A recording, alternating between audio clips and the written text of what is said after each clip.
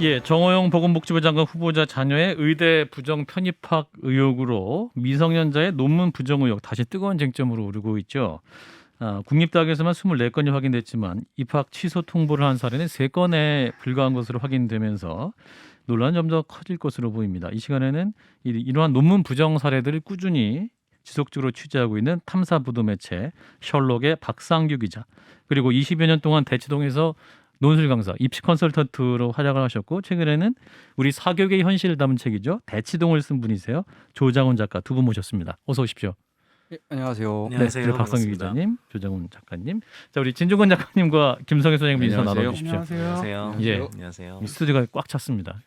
일단 간단하게 자기소개를 좀 부탁드립니다. 제가 물론 소개해드렸습니다. 박상규 기자님부터. 예, 저는 진실탐사그룹 셜록 탐사보도 매체고요. 거기를 대표 기자로 있습니다. 사장이고요. 예, 박상규라고 하고 있고 지금 현재 말씀 주신 대로 미성년자 부정 논문에 대해서 탐사 보도하고 있고 과거에 양진호 회장을 저희가 또 보도했었고요. 예, 예. 그렇게 꾸준히 탐사 보도를 이어가고 있습니다. 네, 우리 조장훈 작가님. 네, 안녕하세요. 저는 조장훈입니다. 재작년이죠. 2020년 12월 말까지 그 대치동에서 논술과 입시 컨설팅 학원을 운영했었고요. 예, 지금은 이제 드라마, 영화를 제작하는 회사에서 예. PD 및 작가로 일하고 있습니다. 아, 드라마도 네, 만드세요? 예. 네, 제가 20년 넘게 이제 그 논술 강사로 입시 컨설턴트로 살아오다가 인생 일막을 정리하면서 작년에 책을 하나 냈는데요. 네, 대치동. 예, 대치동 학벌주의와 부동산 신화가 만나는 곳이라는 부제를 달고 있는 책이고요.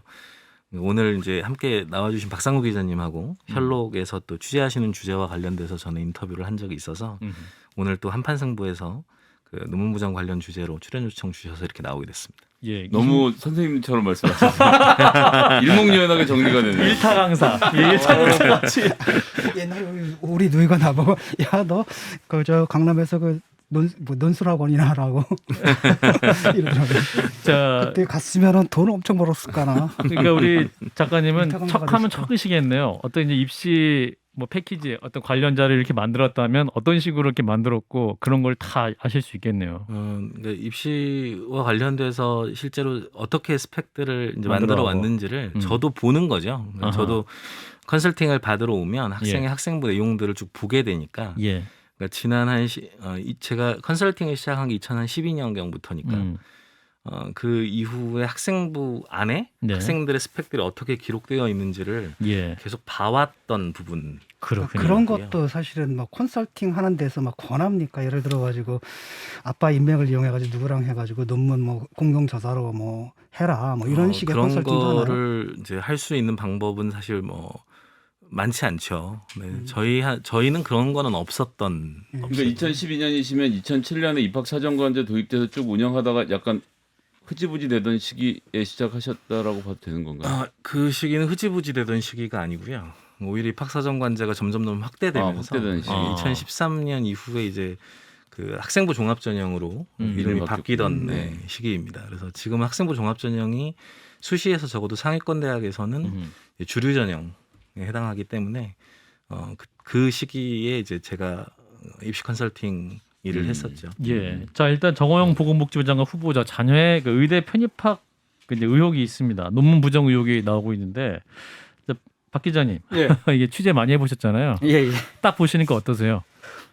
딱 보면 뭐 제가 뭐 그 판정 내리는 사람은 아니지만 예. 상당히 의심이 가고 있고 예. 좀 많이 냄새가 좀 납니다. 냄새가 좀 나고 어떤 냄새인가요? 이거 학부생 혼자만 또 그렇게 들어가 있고 예. 그리고 그 당시 이미 이제 의대를 아마 준비 시기적으로 보면 그 의대 편입을 준비를 막 할 때였고 그렇죠. 그리고 그런 걸 보면은 뭐 또 이렇게 뭐 논문이 그렇게 학부생 올라가는 경우가 진짜로 특출나지 않으면 안 되거든요. 예. 그렇게 했는데 그런 거 봐서 논문적으로 문제가 있고 그리고 또 아버지가 뭐 부원장 그리고 병원장 하던 그 거기에 입시를 치른다는 것 자체가 예. 이해 충돌 방지 그런 측면에서 봤어도 사실 하면 안 되는 일이었죠. 그렇게 봤을 때 상당히 냄새가 나고 이거는 아마 세게 들어가면 예. 문제가 좀 많이 밝혀질 것 같아요. 예, 팩트가 아직 뭐 정확히 나온 것은 아직 없기 때문에 예, 예. 일단 나중에 더 취재가 되면 더 얘기를 하도록 하고요. 요즘 이제 우리 기자님이 계신 셜록에서 이 예. 미성년자 논문 부정 사건들을 마침 취재해서 시리즈를 보도를 하고 계세요. 그래서 예, 저희가 예. 특별히 모셨는데 주로 어떤 사건들이든지 좀 몇 가지 핵심적인 사례를 좀 말씀을 해주시면. 저희가 이제 주로 그동안 한 6개월간 취재를 했는데요. 네네. 주로 이제 서울대만 먼저 쭉 취재를 했습니다. 예. 서울대 이제 통계를 보면 서울대 미성년자가 등재된 논문이 약 60건 정도가 되고요. 그중에 학교 측의 진실성위원회에서 부정으로 판정받은 게 22건 있습니다. 근데 재밌는 거는 놀랍게도 이 부정한 논문을 쓰고 전부 다 입시를 치러서 결과를 보면 이 대부분들이 의대를 갔어요. 그럼 그게 무슨 말? 서울대에서는 서울대 교수님들이 쓰신 서울대- 논문들인데 공저자로 예. 미성년자들이 있는 논문들이라는 말씀인가요? 예, 그게 22건이고요. 음. 그리고 그 교수들이 대부분 또 의대 교수들이고 의대, 치의대, 약대 교수들이고 예. 자연과학 계열 교수들입니다. 논문을 자주 쓰고 뭐 실험을 많이 하는 그런 분야의 분들이죠. 예. 그분들이 자기 자녀 그리고 또 패키지로 자기 자녀의 친구, 후배 그렇게 같이 논문에 넣어줍니다. 예. 근데 재밌는 것도 그 의대 의사들이 의과대 의사들이 본인이 잘못을 그러니까 내가 지금 자녀를 올리면 이게 나중에 발각된다는 것을 알아요. 예. 그래서 어떤 수법을 쓰냐면 동료 교수한테 부탁을 합니다. 그리고 어떻게 보면 좀 아까 위력을 행사할 수 있는 그런 관계한테 후배 교수한테 예. 그래가지고 야 내가 걸릴 것 같으니까 네가 좀 넣어줘. 그럼 또 넣어주죠 이름을. 예. 알았어요 이미 당사자는 내 딸 좀 넣어줘.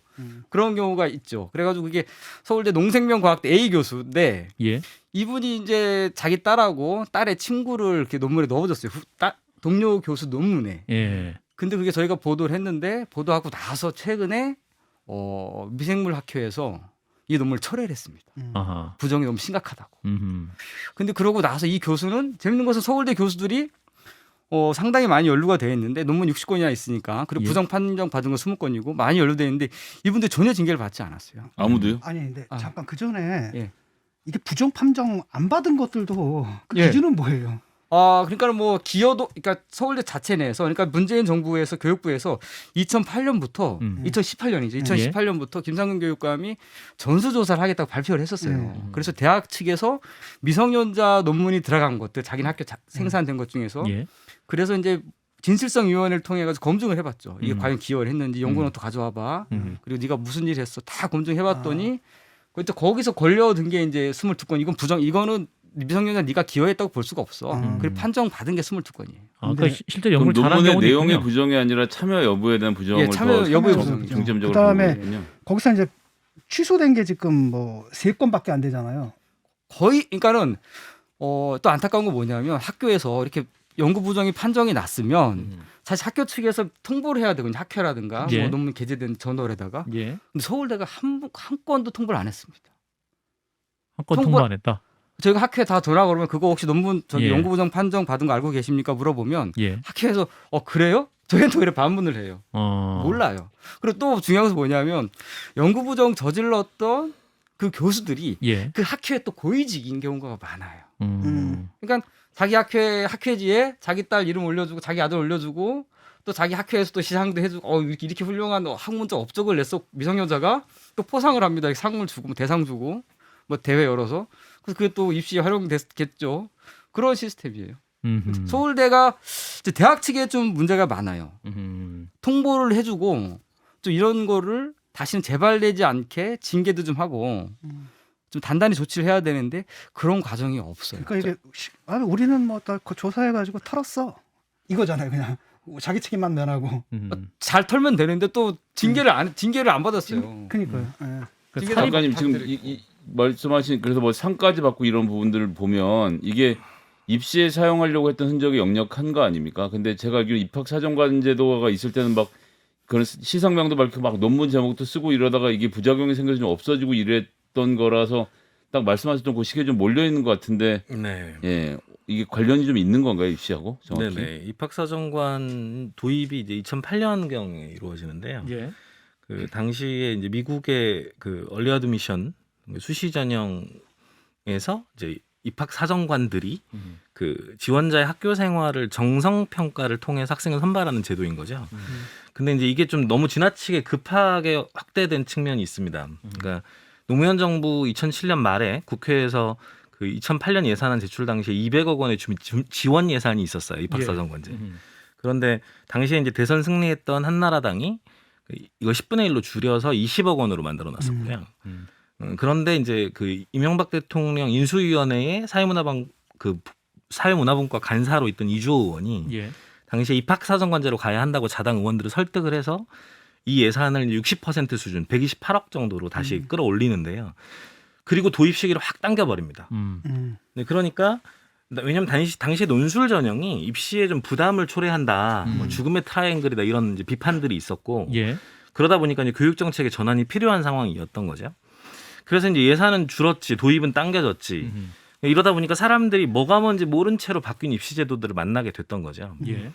그래서 이제 뭐 경험도 없고 또 예산이 부족해지니까 제공받는 정보들도 부족해지고 그래서 대비책이 없는 채로 이제 이 입시들을 만나게 됐고 이러다 보니까 이제 교육 수준이 높고 또 경제적으로 풍족한 계층일수록 이런 이제 대학의 입시 정보들을 빠르게 얻을 수 있는 가능성들이 높았던 겁니다. 그래서 이제 이분들이 이제 이렇게 입사제 도입 초기에 자신이 관심 있는 분야에 집중 이제 했던 학생들을 이제 뽑는 게 입사제의 목적인데 입학사정관제 목적. 그렇죠. 예. 그런데 이렇게 전공적 합성이 있는 학생들을 뽑아보니까 좋거든요, 대학은. 왜냐하면 실제로 수능 보고 나서 자기가 뭐 공부하는지도 모르고 대학에 왔던 애들이 대부분이었잖아요. 영문도 모르고 영문과 가고. 그렇죠. 예. 네. 그랬던 친구들인데 이제 전공에 대한 이해도를 가지고 오니까 예. 교수님들 입장에서는 이게 이제 굉장히 좋았던 거죠. 아이들 가르치기도 좋고 전공에 대한 애정도도 있고. 그런데 이제 학부모들 입장에서 보면 너무 난감한 거죠. 왜냐하면 이제 그 나이 때 확실한 자기 꿈과 진로를 가진 애들이 굉장히 드무니까. 논문을 척척 쓰는 애들도 드물죠. 그렇죠. 이 친구들은 이제 자기의 꿈이나 진로들을 다 정하고 있는 친구들도 많지도 않고 이런 친구들은 이제 부모들 입장에서는 뭘 해줄 수가 없는 거죠. 그냥 공부해서 가겠다고 하면 학원 보내주고 책 해주면 되는데. 예. 그런데 이제 대학들이 이제 이 정성 평가를 하는 과정에서 학생들의 자기주도적 학습 역량이라는 걸 평가를 합니다. 그러니까 이게 자기 스스로 과제도 세워보고 연구 계획도 만들어보고 그에 따른 성과도 내보는 그런 학습 경험들을 가지고 있는지를 보는 거예요. 근데 그러다 보니까 이제 이게 스스로 논문을 써봤다라고 하면 이것만큼 여기에 딱 들어맞는 활동이 없는 거죠. 그러니까 이제 소논문 활동이나 이런 것들을 자기들끼리 해보는 친구들도 많이 있었고 이런 이제 스펙들이 곳곳에서 여러 가지 활동들로 쌓여져 왔던 거예요. 실제로 이제 영재고나 특목고 같은 경우에는 이런 활동들을 교과 과정 중에 하고 있고요. 예. 그런데 이제 문제는 이제 이 의대처럼 굉장히 경쟁이 치열한 이런 최상위의 성적과 최상위의 스펙들로 대결을 하는 이 의대 입시에서는 더 확실한 스펙들이 필요했던 거죠. 그래서 SCI급 연구 논문도 막 고등학생들이 막 쓰고 네. 막 그렇게 된 거죠. 네. 근데 실제로 이제 SCI급이라고 하는 게 이제 시테이션 인덱스, 그러니까 예. 인용색인을 해주는 이제 네. 검색인데 인용색인을 제공한다는 거는 인용하기 위해서 연구자들이 찾아도 보고 이러면 초록도 검색이 되고 그렇죠. 이런 논문이잖아요. 예. 근데 이제 이공계 쪽은 작은 실험이나 이런 것들로 논문들이 또 나오기 때문에 예. 이런 짧은 소논문들이 또 많이 나오기도 했던 거예요. 그렇죠. 근데 다만 이제 문제는 이제 이게 이런 입시를 위해서 이런 걸 일회적으로 준비하는 일들이 이제 늘어나기 시작을 했던 거고요. 참여해 볼 수 있죠. 참여해 볼 수 있는데 그런데 그런 참여를 어떤 방식으로 하게 되느냐가 문제인 거죠. 아파 찬스가 문제였던 거고. 네. 하지만 실제로 아빠 찬스, 엄마 찬스란 말들을 많이들 하시지만 예. 당시에 이명박 정부의 교육부도 전공 선택과 관련된 고등학생들을 위한 프로그램들을 만들어 달라라고 대학들에게 요청을 많이 했고요. 네. 그리고 논문 연구 활동에 견학 참여시키는 일들을 대학 측이 교수들에게 권장하기도 했습니다. 그리고 이런 이제 과정에서 고등학교들도 특히 이제 특목고들을 중심으로 해서 새로운 입시 제도에 이제 가장 적극적으로 나서서 교육 과정을 바꿔 갔으니까요. 그런데 이제 전문직 학부모들을 모아서 체험 활동을 좀 도와달라라든가 혹은 논문 활동을 이렇게 좀 품앗이를 해서 아이들이 그런 경험들을 하게 해달라라는 그 요청들을 했던 거죠. 그래서 이제 학교에서 공부 잘하는 애들은 선생님들이 이런 활동들 알아봐야 돼라고 일반고에서도 권장을 하기도 했고요. 그래서 선생님이 이런 거 알아봐야 한다고 하던데요라고 해서 학원에 와서 물어보는 친구들도 있었어요.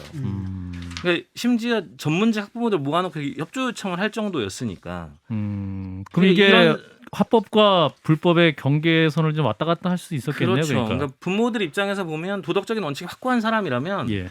뭐 좀 찝찝할 수는 있지만 이게 이제 교육 문화가 변해가는 과정에서 기여하는 부분도 있을 것 같고 협조하는 부분도 될 것 같고 이 와중에 우리 아이도 이제 대학 좋은 대학 갈 수 있는 기회 안 놓쳤으면 좋겠고 하는 부모 마음이 있었겠죠. 예. 그래서 이제 그런 과정에서 그런 활동들이 진행된 겁니다. 근데 문제는 지금 이 문제의 핵심은 이 과정에서 몇몇 일부 교수들이 연구 규정과 연구 윤리를 위반하고 기여도가 없거나 부족한 학생들을 논문 저자로 등재하면서 문제가 발생한 거죠. 그러니까 이게 그렇게 되면서 이게 불법이 돼버린 겁니다. 근데 그러니까 그 제도 자체 입학사정관제 이 제도 자체가 갖고 있는 긍정적인 측면은 부정할 수 없다. 하지만은 이게 이제 이런 식으로 오용되는 게 문제인데 그 퍼센티지를 어느 정도 보십시오. 왜냐하면 우리가 항상 뉴스를 듣다 보니까 이 제도 자체 그래서 모든 사람들이 이 제도를 이용한 모든 사람들이 다 부정을 한 것처럼 인식이 되거든요. 그 적당한 그 사립대학에서 그 진상조사한 게 있는데 그 어느 정도였습니까? 그러니까 아까 서울대 사례만 말씀 주셨는데 사립대학에서도 이러한 연구 진실성 연구진실성위원회에서 몇 건이 부정이 판정됐는지는 교육부는 알고 있는데 아 그래요? 이 정보를 공개하지 않고 있어요. 그러니까는 전체적으로 보면 전국에서 그 당시에 미성년자가 등재된 논문은 전국에서 약 800건입니다. 800건. 800건. 그 중에서 몇 건이 이제 이거는 너무 부당하고 부정이야라고 판정받을지는 모르는 거죠. 예.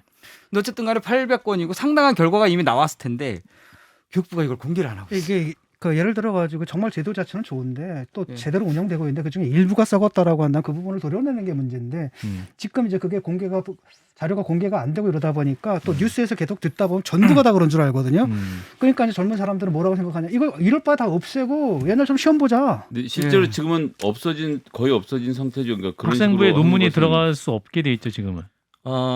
2014년이죠. 2014년에 그 학생부 종합 전형으로 되면서 그 이후에 교육부가 학생부 기재 요령이라는 것을 매년 수정해서 발표를 했습니다. 왜 이렇게 자꾸 바뀌는 거예요?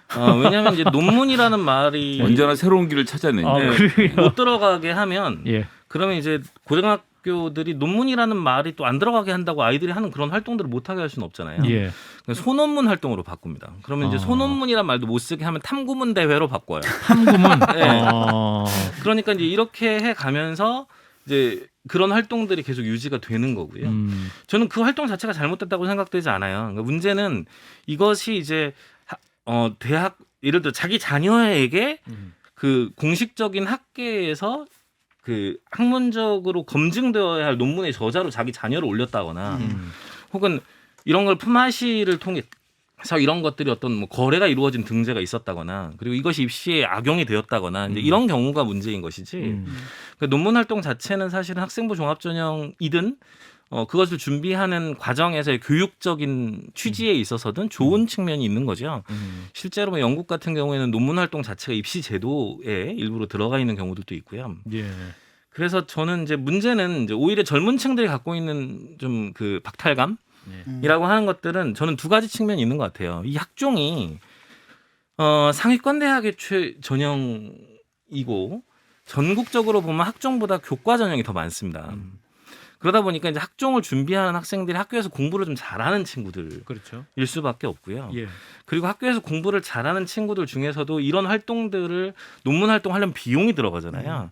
대학 가서 실험실 사용하는 비용 이런 것들을 낼 수 있어야 되니까 실제로 이런 기회가 주어졌던 학생들은 가정 형편도 어느 정도 되는 친구들에게 기회가 주어졌던 거죠. 그러니까 실제로 이런 이제 뉴스들을 접하면서 그래서 공부 잘하는 애들, 잘 사는 집 애들 그렇게 학교에서 챙겨준 거였어라는 생각들을 받게 되는 거고요. 그러니까 이런 부분들에서 사실은 계급적인 박탈감들을 충분히 느낄 수 있는 문제라고 생각해요. 예, 2014년 말씀하셨는데 관련해서 이제 좀 극적인 정책 효과가 나타나는 그래프가 있습니다. 지금 준비가 돼 있나요? 그 저희가 유튜브 화면에 한번 띄워드릴 텐데 그 말씀하신 2014년의 기점으로 학생부에 이제 논문을 넣지 못하게 하는 시점에 있어서 미성년자 논문이 2000년 쭉 증가를 하다가 2014년 기점으로 확 떨어져요. 미성년자들이 이제 학문에 대한 학문의 열의가 갑자기 잃기 시작한 거죠. 2014년을 기준으로 갑자기 열의가 떨어지고 있는데 너무 급격히 떨어지네요. 네, 박 기자님 이런 현상을 어떻게 애니메이션 뭐가 유행을 했나? 이 그래프의 이제 원 그래프는 사실 제가 여기 가지고 있는데 아 그렇군요. 예. 이게 사실 이제 그 강태영 강동현 두 분이 네네. 그저께 인터넷상의 리서치 결과를 네네네. 올리셨는데 예. 그런데 이제 이 그래프의 원 그래프를 보면 영재고 같은 경우에는 지금 이 초록색이 영재고인데요. 영재고는 계속 상승 추세가 유지가 돼요. 그런 네. 거예요. 논문 학생들 논문이 그렇죠. 그런데 이제 여기 보신 것처럼 이제 그 자율고, 외고, 일반고의 경우에는 급격하게 확 떨어집니다. 자율고, 외고, 일반고. 네. 경향을 읽을 수 있겠네요. 네. 영재고 같은 경우는 실제로 이제 그 활동들을 하는 거고, 그렇죠. 예. 그 나머지 고등학교 애들은 이제 주로 그 입시 맞습니다. 입시를 이래가지고 위해서 단발성으로 준비를 단발성으로 하는 했던 케이스인 거죠. 그런데 과학고도 좀 감소 경향이 있고요. 예. 그런데 이 감소 경향의 제일 큰 원인 중에 하나는 사실은 코로나입니다. 코로나 때문에 학생들이 학교 활동들을 거의 못했고 그래서 함께 협력해서 할 수 있는 비교과 활동이나 이런 것들이 불가능해졌기 때문에 네. 굉장히 급격하게 감소한 것처럼 보이지만 실제로 이 급격하게 2018년 이후에 감소한 추세가 그 이후에도 지속될 수 있을지는 아직 잘 모르는 상황입니다. 근데 같은 조건이라 그러면 영재고는 왜 또 그 과정에서도 근데 영재고는 계속 왔다 갔다 하는데요. 해마다 전반적으로 증가되는 추세를 가지고 있는 거죠. 네. 그래서 이제 교육부와 대학들이 진상 조사를 했습니다. 2019년에 윤해 이제 교육부 장관이 그 미성년 공저자 논문 특별감사 결과를 발표하면서 엄정한 후속 조치를 약속했죠. 예. 후속 조치 약속했죠. 있었습니까? 후속 조치가 하나도 없었습니다. 결과도 발표도 안 하고 예. 후속 조치도 하지 않았어요. 아무 조치도 안 했습니다 지금. 왜 안 하고 있을까요? 추정만 가능한데요. 추정. 제야에 있는 시민단체분들 취재하고 예. 교육 전문가들 취재해봤을 때 우리가 얻은 결론은 뭐냐면 이걸 공개하면 너무나 많은 사람들이 충격받을 것 같다. 진보, 보수, 좌우 다 구분 없이 이 입시 비리, 그러니까 논문 입시 비리, 뭐 각종 허위 수상 경력 이것들은 너무나 많은 한국 사회 엘리트 계층, 상류 계층의 자녀들이 연루돼 있고 예. 이걸 공개하면 아무도 감당 못하겠다.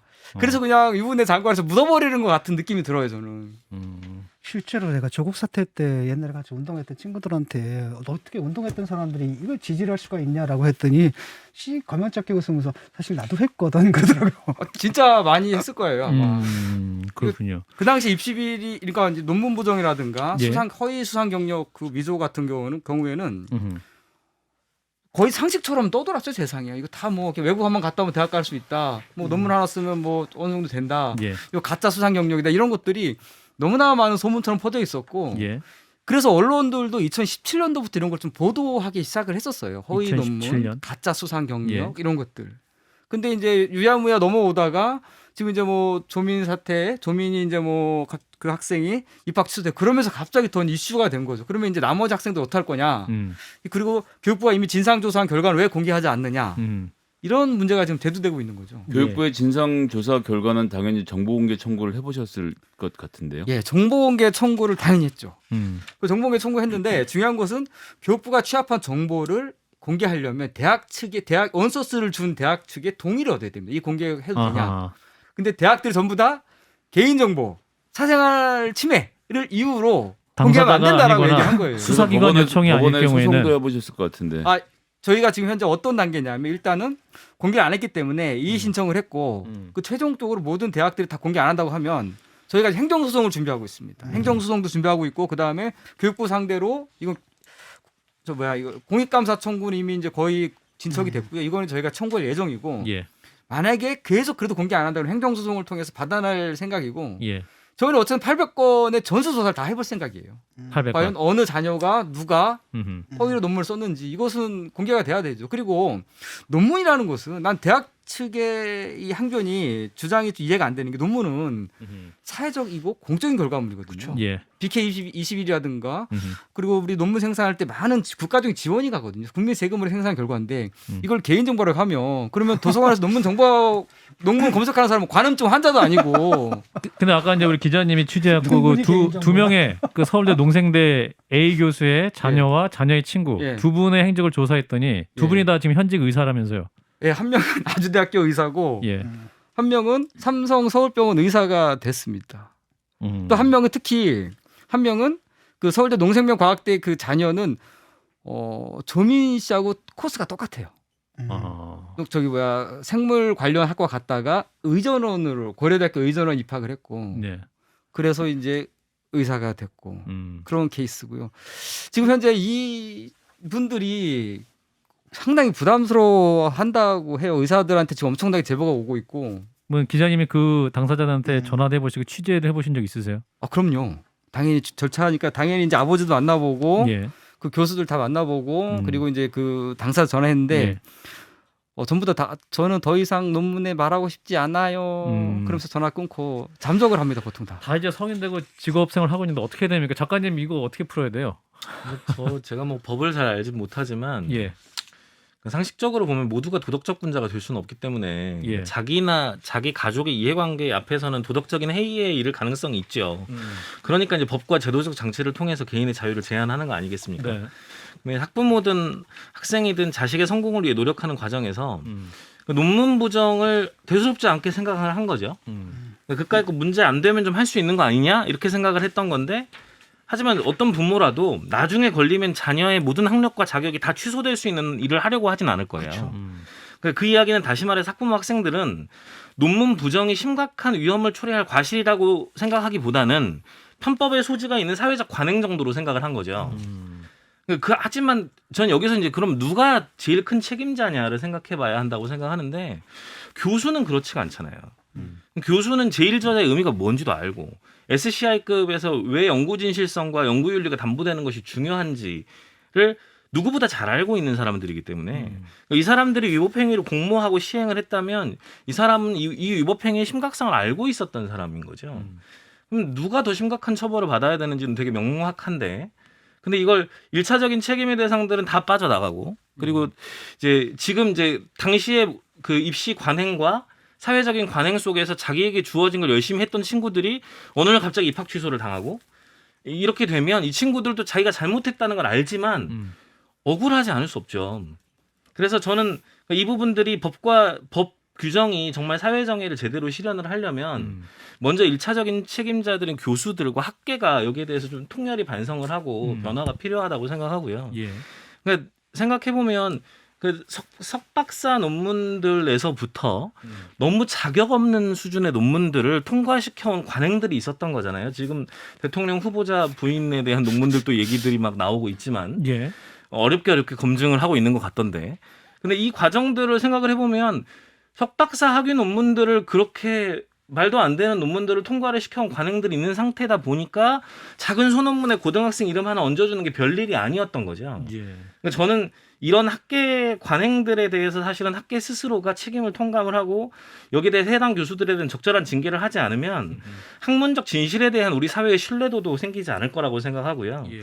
또 이분들이 운영하시는 입시의 공정성을 최소한이나마 믿을 수 있게 하려면 이제 이런 부분들을 우선적으로 해야 된다고 생각합니다. 그리고 학부모 학생들에 대한 징계 수위는 당시의 사회적인 관행과 이런 수준들을 좀 고려하고 우리가 합의를 잘해서 형평성 있게 적용을 해야죠. 지금 이 형평성의 문제들을 이제 우리가 고려하지 않게 되면 굉장히 극단적인 사례들을 지금 이제 조민 학생 사건부터 이런 상황이 돼버리니까 예. 모두를 다 취소시키는 상황으로 가게 될 수도 있습니다. 박 기자님은? 네.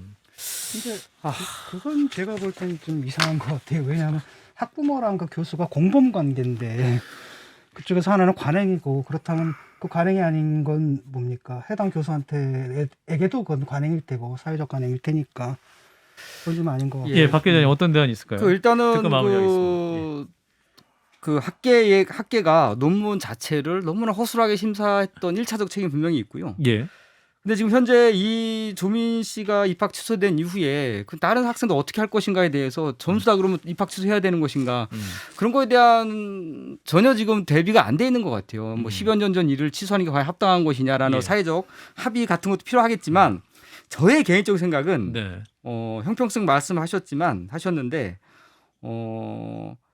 원칙 이렇게 어려운 문제일수록 법과 원칙대로 하는 것이야말로 문제를 해결하는 길이라고 생각을 하거든요. 예. 과거에 각 대학교마다 입시의 요강을 보면 제출한 서류에 허위가 있을 시에는 취소가 된다라는 것이 다 명시가 돼 있습니다. 예. 그 원칙대로 가야 된다는 말씀에 충분히 동의하고요. 다만 이제 이 부분에서 우리가 형평성 있게 하는 것들이 굉장히 중요하다라는 말씀을 꼭 드리고 싶어요. 왜냐하면 어떤 사람들은 강력한 처벌을 받고 어떤 사람들은 처벌받지 않는 상태가 되게 됐을 때 그게 이제 불러올 사회적인 불만들이 더 클 거 아닐까 생각이 듭니다. 법에서 불법의 평등은 인정되지 않아요. 네. 자, 어려운 주제 함께 논해봤습니다. 함께해 주신 분 탐사보도 매체 셜록의 박상규 기자님 그리고 우리의 사교육 현실을 담은 책 대치동을 쓴 조장훈 작가 두 분 고맙습니다. 네, 감사합니다. 맞습니다.